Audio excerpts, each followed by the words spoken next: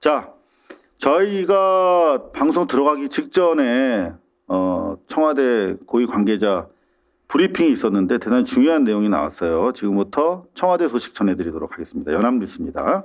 이 대통령 19일에서 24일 인도 베트남 순방 청와대 공급망 공조 기대. 자, 이게 뭐 통상적으로 있는 국가 간의 이제 핑퐁 외교예요. 베트남에 지난번 서기장이 왔거든요.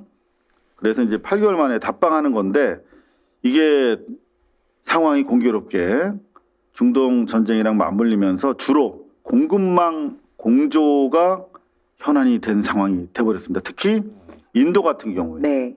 인도가 지금 이번에 국민들이 아마 확인하셨을 거예요. 아, 인도라는 나라의 지정학적인 위치도 있지만 국제 정치적인 입지도 대단히 특이하네.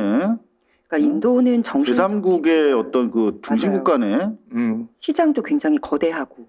근데 우리가 일부러 이렇게 다 전략을 짠 것처럼 인도는 아까 말씀드린 것처럼 너무나 깊이 있는 철학을 갖고 있는 큰 나라이고 시장도 큰데 베트남은 우리가 거기에서 생산도 하는 그쪽에서 만들어 파는 그 나라잖아요. 한국이 이 두 곳을 동시에 손을 잡고 만나? 언제부터 계획된 거야? 라는 물음을 아, 중요한 말씀입니다. 세계에서 할 것 같아요. 네, 저희가 취재를 해보니까 처음부터 기획된 거예요. 대단하네요. 진짜. 근데 이게 가면은 이제 뭐 MOU를 비롯해서 엄청나게 많은 사인을 해야 되고 이게 그냥 가서 악수하고 오는 것이 아니라 실무단에서 엄청나게 많은 준비가 필요하잖아요. 그렇죠. 인도 같은 경우에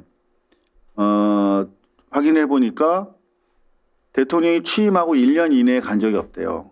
그만큼 준비해야 될 게 많은데 가장 단시간에 이루어진 순방이다.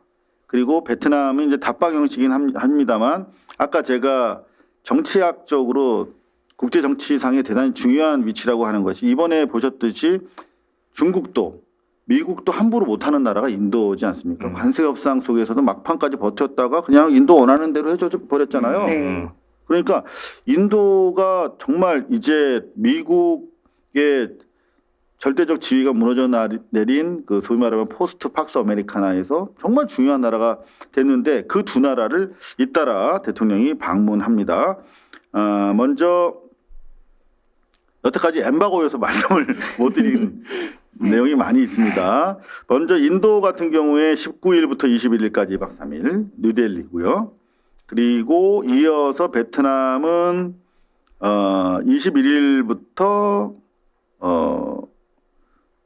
이틀 더. 네, 2박 3일 일정으로 하노이를 방문을 합니다. 정말 중요한 여기 다시 한번 강조드립니다만 공급망이라는 게 이제는 경제 안보 최고의 현안이 돼버렸어요.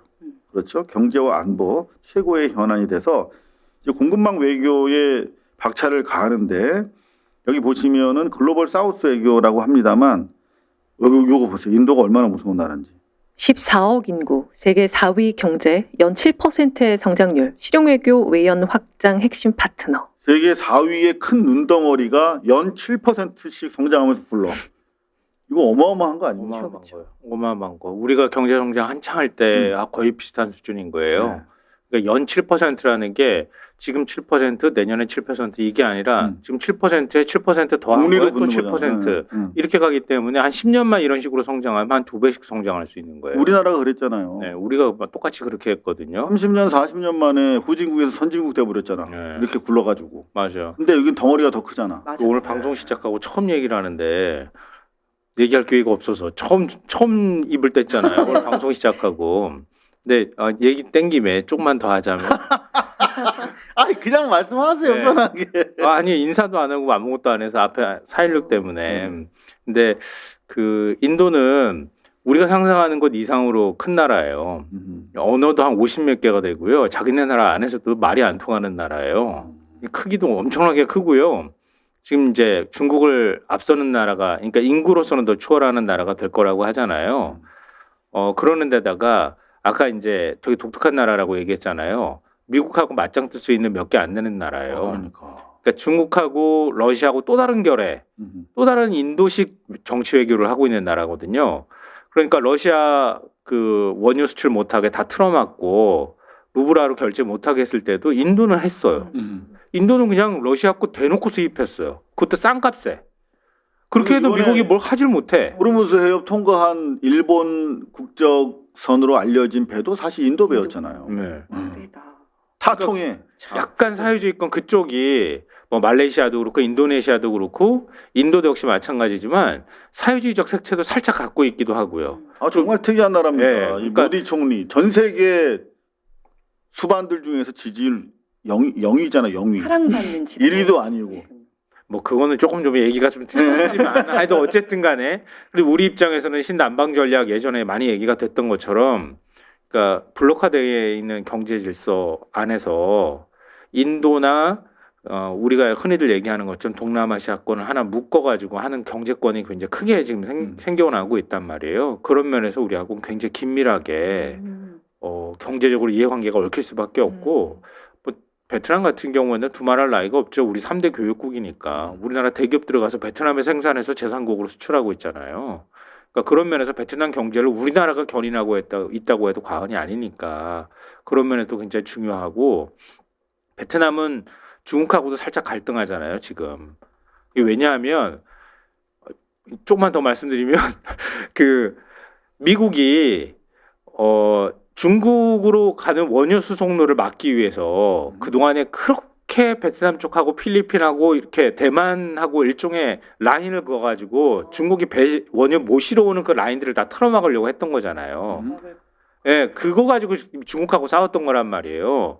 그러니까 중국이 산호초밖에 없는 섬들에다가 막 비행장 막 건설하고 군사기지 건설한 게 바로 그거거든요. 지금 호르무즈 해협하고 똑같아요. 지금 말라카 해협 얘기 나오는 거랑 똑같거든요. 고기를 똑 잘라버리면은 중국은 원유가 잘 안 나오는 나라기 때문에 전쟁을 해도 한 달을 못 버틴다는 거예요. 그 전략적인 것 때문에 중국으로 가는 배를 틀어막기 위해서 그 남중국해를 다 틀어막는 작업들을 미국이 한 거란 말이에요. 그것 때문에 그동안에 갈등을 했던 거고. 그러니까 인도하고 베트남, 특히 베트남이 남중국해하고 딱 붙어 있는 나라예요.